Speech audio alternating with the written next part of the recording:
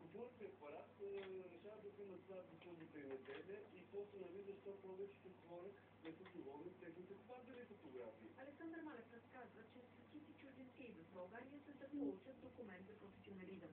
Самият той е трето поколение майстор-фотограф. А какво става с моите лица? Имат внуци. Те трябва да разбират и кажат майчето и сечето. Председателят на икономическата комисия в парламента Мартин Димитров също не одобрява отпадането на професии от списъка за занаятите. Ако беше запазен списък от занаятите, аз ще да съм много положителен днес пред вас за този закон. Защото давайки свобода хората да избират занаятчийска така на велико свободно упражняват професията извън нея, създаваме конкуренция. Конкуренцията гарантира качество. Промените ще бъдат обсъдени с едни от депутатите. Промените в закона предизвикаха недоволството на стотици фризьори. Те протестират срещу това, че професията им остава в списъка с занаятите. Според тях това е запазване на околните ресурси. Аз ще ги покажа и така и така с ръце. Искаш ли? Искаш. Като издържава изпита за майсторско свидетелство пред колегите на Филип Капанов в камерата на занаятчиите. В момента, в който получиш дипломата си, автоматично ставаш член на камерата на занаятчиите, която е национална камера, една единствена. Т.е. като имат само една камера, ти ставаш член само на тази камера, явяваш се само в тази организация, но и това не би било толкова лошо, ако всъщност знаехме защо сме членове на камера на занаятчиите. Мария разказва, че не среща никаква подкрепа от камерата.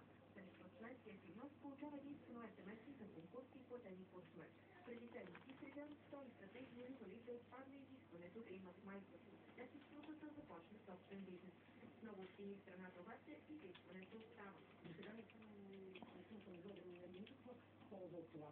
Освен, че имам диплома за член на Сената, която може да за клиентите ми някакво успокоение, но смятам, че това да съм клиент толкова години, зависи по-скоро от работата, не от това, че имам разкрена диплом. Председателят на икономическата комисия Мартин Димитров заявява, че фризьорите ще получат свободата да искат промените в закона. Само удостоверението за майсторство, както ви разказахме, става по желание. И още от новините в неделя, ако премиерът Бойко Борисов не предприеме повече стъпки към отстраняването на Цветан Цветанов от властта, доверието в управляващата партия може да продължи да пада. Това е изводът от представителното проучване на Gallup International за последния месец. Според социологите обаче, повече от половината българи не виждат алтернатива на ГЕРБ в управлението.